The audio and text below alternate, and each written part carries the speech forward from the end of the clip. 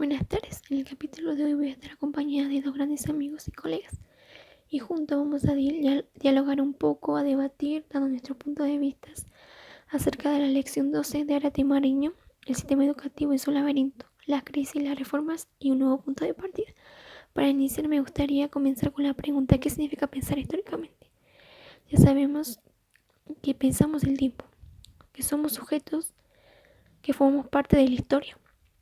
Organizamos y recortamos el tiempo sobre sus representaciones. Además, establecemos nexos explicativos entre el pasado y el presente a partir de hechos y procesos, en donde intervienen múltiples factores, tanto lo social como lo económico, lo político y lo cultural. Las concepciones históricas cambian a lo largo de los siglos, según las cosmovisiones y filosofías que impregnaron cada época. El eje que organiza un relato histórico depende de las concepciones o las teorías del historiador.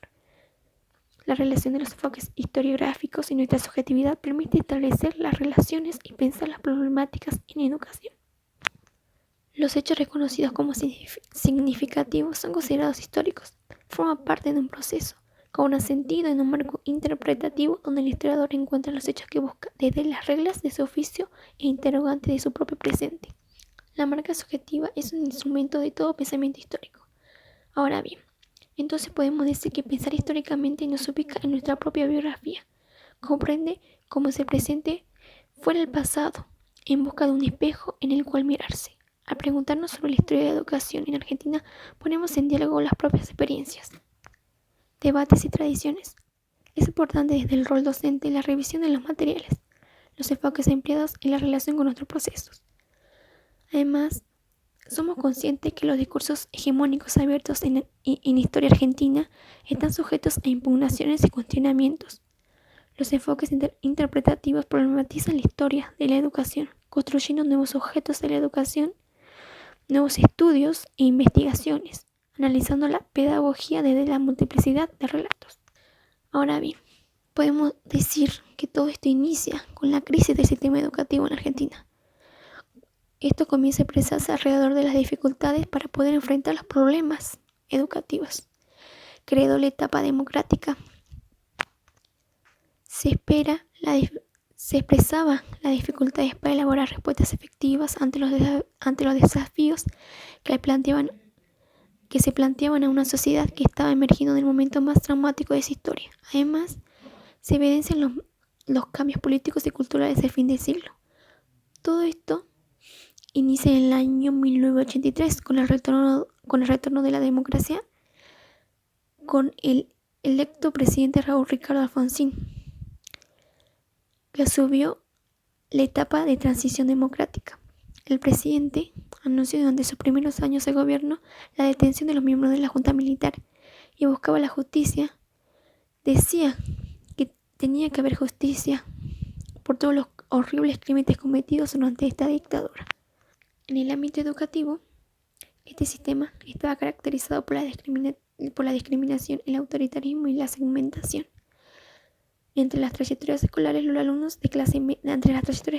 alumnos de la clase media y alta. Las múltiples problemáticas que se evidenciaron estaba, por ejemplo, el desfinanciamiento, la infraestructura edilicia, la deserción escolar y el analfabetismo. En la Argentina, los jóvenes de entre 15 años en adelante no asistían a la escuela. Era aproximadamente un 32% de la población. Se creó para esto la Comisión de Analfabetismo Funcional y Educación Permanente, cuyo objetivo era erradicar el analfabetismo. Buscaba poder hacerle frente a este gran problema que se presentaba.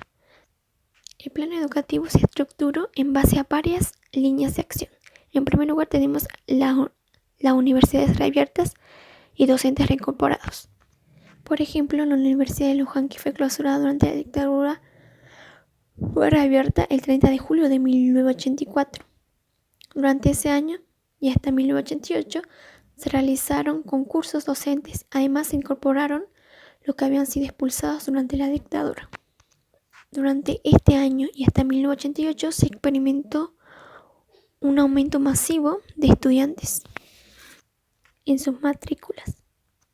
También se destaca la evaluación del currículum. Se debatía en 1986 la reforma curricular. Además, se ponía como punto de partida la enseñanza de la lectoescritura. También se implementó el programa de maestros de educación básica, que consistía en introducir las reformas en el plan de estudios para la formación docente inicial. Se convocaba, por último, a un Congreso Pedagógico Nacional. El presidente Alfonsín hizo mención durante un discurso en la provincia de Córdoba las razones que lo motivaron a la creación de un Congreso. Entre las medidas se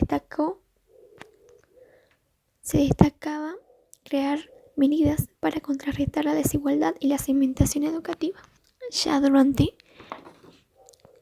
1988 surgieron grandes problemas vinculados con la situación laboral. Se discutía el salario real de los docentes, que iniciaban había decrecido un 20% comparado con el año 1976. En esto surge un hecho muy importante que marcó a la Argentina. Se inició un paro docente el 14 de marzo, que se extendió por 43 días, en donde grandes masas de docentes recorrían plazas. Se creó una gran cantidad, un gran colectivo de maestros y docentes que se hacían escuchar, evidenciando los problemas que tenían. Esta movilización fue conocida como la Marcha Blanca. Todos estos problemas ocurrieron y acompañados por grandes sucesos políticos que provocaron que las elecciones presidenciales se adelantaran, acompañados por el fracaso del plan económico del gobierno nacional frente a un proceso inflacionario incontenible, la presión por parte de los sectores militares y la revuelta que terminó con el saqueo a comercios del Gran Rosario el 25 de mayo de 1989. Además, también se repitió este hecho en Córdoba, en Tucumán y en Buenos Aires. Obligaron al gobierno de Alfonsín a convocar a elecciones nacionales de manera anticipada. Todo esto culminó con la asunción de un nuevo presidente, el señor Carlos Saúl Menem. Todo esto empezó con el gobierno menemista comenzó con la implementación del neoliberalismo, en donde se destacaba la no participación del Estado en la economía. Las empresas manejadas por el Estado eran vendidas al capital nacional y el extranjero. Además, eran notorias las transferencias de función del Estado, salud y educación a las provincias. Todo esto se acrecentó con la llamada crisis del 2001. Bueno, ahora me gustaría escuchar a mi colega Elizabeth acerca de la nueva implementación pedagógica implementada. Bueno, tenemos bastante por hablar. Vamos a continuar con un nuevo glosario pedagógico. La reforma que promovió el discurso pedagógico neoliberal consistió en mostrar un nuevo vocabulario para referirse a los problemas educativos. La Ley 1420, que estructura el sistema educativo nacional, estableciendo la obligatoriedad de la enseñanza, su carácter gratuito y laico, fueron reemplazados a una educación de calidad, eficaz y equitativa. Según algunos autores como Pablo Gentili, afirma que las transformaciones que se estaban impulsando, la implementación de un nuevo lenguaje, es decir, que no solo se introdujo la modernización, sino que también se añadió una nueva forma para abordar los problemas educativos. Si bien para el neoliberalismo, la escuela de América Latina no atravesaba una crisis de democratización, sino una crisis gerencial que buscaba dirigir y gestionar la educación. Entonces entró en escena el discurso neoliberal, los cuadros técnico-políticos del Banco Mundial y del Banco Interamericano de Desarrollo, y los funcionarios del Fondo Monetario Internacional, que construyeron un nuevo tipo de racionalidad política, introduciendo en el ámbito educativo un lenguaje concebido en el campo de la economía. Se desplazaron los términos competencia, calidad, eficacia, eficiencia y autonomía, construyendo un nuevo glosario pedagógico de referencia técnica y coordinado por un lenguaje de carácter organizacional. Un buen ejemplo del nuevo vocabulario es el documento Argentina, reasignación de los recursos para el mejoramiento de la educación, elaborado por el Banco Mundial.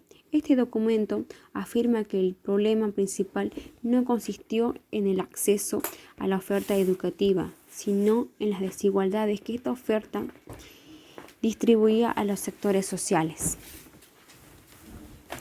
Para los sectores populares recibió una oferta de baja calidad desde los sectores públicos. Para el Banco Mundial, la baja calidad se mide a través de los aprendizajes escolares que realizaban los niños. Si alcanzaban a dominar aquello que se había enseñado. Este modelo de evaluación recibió varias críticas. En ello, la calidad del aprendizaje se medía a partir de aplicaciones de evaluaciones estandarizadas que no consideraban los contextos sociales y educativos que habían tenido lugar el aprendizaje. Se buscó la forma de equilibrar la balanza, una estrategia para accionar una educación de calidad para todos. Esta reemplazaba el antiguo criterio de igualdad por el de equidad. Este concepto de equidad pondera las estrategias a través de las cuales se distribuyen los recursos. Es una estrategia compensatoria y no un instrumento de justicia social. La equidad se combinaba con dos criterios, la eficacia y la eficiencia. La eficacia es la capacidad de lograr el efecto que se desea y la eficiencia representa el modo de hacerlo al menor costo. Para la escuela primaria, los principales recursos eran 9. El Banco Mundial aconsejó intervenir en los 3 primeros por su impacto en la calidad de educación. Y el resto estaba por dividir, que debían dividirse con el Estado y la familia y la comunidad. Con las estrategias de descentralización se articuló la noción de autonomía. Se pretendió delegar a las instituciones educativas un conjunto de responsabilidades que habían estado ligadas a otras instancias del sistema en un contexto de ajustes económicos. Esa autonomía institucional derivó en la búsqueda de recursos para el sostenimiento de cada propuesta pedagógica, promoviendo la competencia entre instituciones. Bueno, por otra parte, también vamos a explicar un poquito acerca de la Ley Federal de Educación. Bueno, la década del 90 se pensó como el signo de reforma. Las reformas fueron una estrategia para implementar una serie de proyectos para modificar la situación educativa nacional. Uno de los argumentos de las políticas neoliberales es que los sistemas educativos son ineficientes y sus productos de baja calidad. Entonces, la reforma se aplica al sistema educativo, sancionando la ley que regule y ordene el perfil de las instituciones y de sus actores. La sanción de la Ley Federal de Educación significó un cambio en la historia de la educación argentina. Para algunos, la Ley Federal fue la razón principal de la desestructuralización y fragmentación del sistema educativo. Para otros, la ley no hizo más que acentuar problemas que ya existían. Durante los procesos de reforma educativa en distintos países, Argentina no fue la excepción. Surgieron obstáculos y, según los promotores de la reforma, generaron dificultades en la implementación de sus objetivos. Los ministros de Educación que llevaron adelante el proceso de reforma fueron cuatro: Antonio Jorge Rodríguez, Susana de Cive y Manuel García Sola. Ellos dirigieron los procesos de sanción de las tres leyes de educación del periodo menemista: la Ley 24.049 de transferencia de los servicios educativos de la Nación a las provincias, que contempló el proceso iniciado por la última dictadura militar en 1978. La Ley 24.195 Federal de Educación, que modificó la estructura del sistema y las competencias de la Nación y las provincias en el manejo de la educación. Y la Ley 24.521 de Educación Superior, que reorganizó el nivel terciario, afectando el nivel universitario. Estas reformas asumieron pautas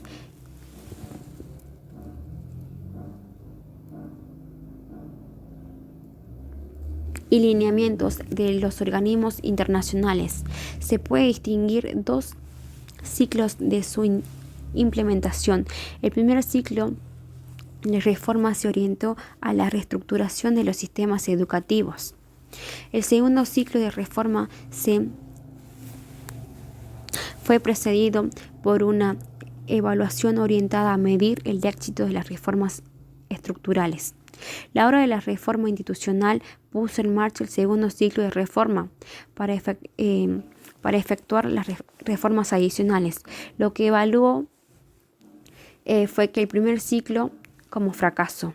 El segundo ciclo de acciones se centraron en el aula, con el propósito de introducir cambios en las actitudes y comportamientos en las prácticas educativas. La sanción de la Ley Federal de Educación se produjo en el marco del primer ciclo de reforma. Fue el resultado de un acuerdo de cúpulos que contó con el apoyo de partidos políticos. Se trata de la primera ley orgánica de educación de la Argentina.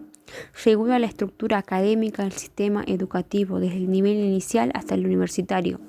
Extendió la obligatoriedad escolar de 10 años. Introdujo una nueva estructura académica.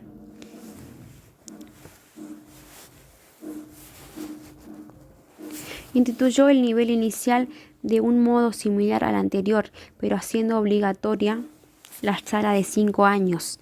Transformó el nivel primario en Educación General Básica, EGB, de 9 años obligatorios, y reemplazó la escuela media por el polimodal de 3 años no obligatorio y con diferentes modalidades. Su implementación fue muy conflictiva para varias provincias, ya que algunas no contaban con las aulas suficientes. Tuvieron que secundarizar el tercer ciclo. En algunas provincias la ley nunca llegó a aplicarse por las resistencias de algunos sectores de la sociedad. Esto trajo complicaciones para el sistema y para el desplazamiento de una provincia a otra, ya que los estudiantes tenían que rendir numerosas equivalencias. El proceso de sanción presentó dos características. 1. La reforma se efectuó desconociendo el estado de situaciones socioeducativas nacional, caracterizado por la segmentación del sistema educativo. En segundo lugar, la ley favoreció al sector privado. Por un lado, estableció el carácter público de la educación, que solo se diferenciaba según el tipo de gestión, y por otro, reconoció a la Iglesia como agente natural de la educación. La ley garantizó la gratuidad de la educación primaria y secundaria, excluyendo la universidad y dejando abierta la posibilidad para generar sus propios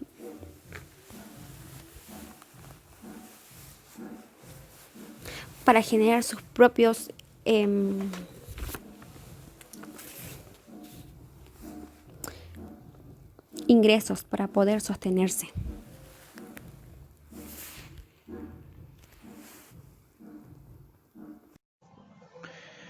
Hola, buenas tardes compañeras. Es muy importante lo que vienen diciendo, sobre todo para poder reconstruir este periodo neoliberal marcado en gran medida por las políticas implementadas durante la presidencia de Menem. Bueno, ahora para seguir reconstruyendo este periodo es fundamental hablar de los programas que se implementaron, las consecuencias que trajeron estos para el sistema educativo y qué papel desempeñó la formación docente en estos programas. Primero hay que destacar 3 programas que se llevaron adelante. Por un lado, el establecimiento de mecanismos de evaluación del rendimiento educativo. Por otro, el desarrollo de estrategias focalizadas de apoyo educativo. Y por otro, estaba la producción de estadística educativa.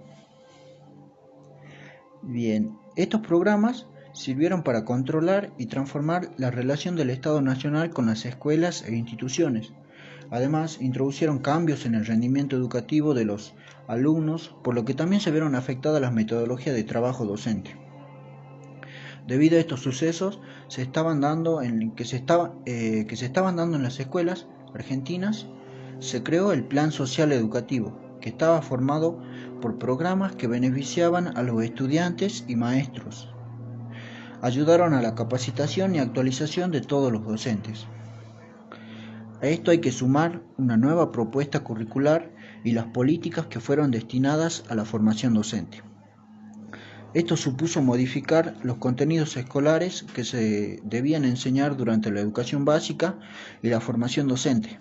Gracias a esto, las provincias pudieron elaborar sus propios diseños curriculares. La formación docente se vio afectada por esta reforma educativa, ya que los cursos presenciales y a distancia se vieron interrumpidos. Es por este problema que se creó la Red Federal de Formación Docente Continua, que ayudó a jerarquizar la profesión docente y a mejorar la calidad del sistema educativo. Sin embargo, esta red se topó con situaciones opuestas a lo que estaba destinada, y entonces el Estado Nacional tuvo que intervenir regulando las prácticas docentes. Entonces lo que se hizo es amenazar a los trabajadores docentes con la pérdida de su puesto de trabajo. Este fue el escenario en el cual tuvo que lidiar nuestro país durante la década del 90. Pero esto no acabó ahí, ya que los primeros años del siglo XXI se vio envuelto por profundas crisis sociales, económicas y políticas. Se desató un enorme descontento social producto de las malas decisiones tomadas en el gobierno de Menem. El nuevo presidente de la Rúa no pudo controlar la situación durante su mandato, por lo que fue obligado a renunciar. La pobreza y la situación por la que atravesaba el país lo superó. Pero a partir de 2003, la Argentina tomó un nuevo rumbo gracias a un proceso de transformación que llevó adelante el presidente Néstor Kirchner. Él sancionó la Ley 26.206 de Educación Nacional, en un escenario de enormes necesidades sociales.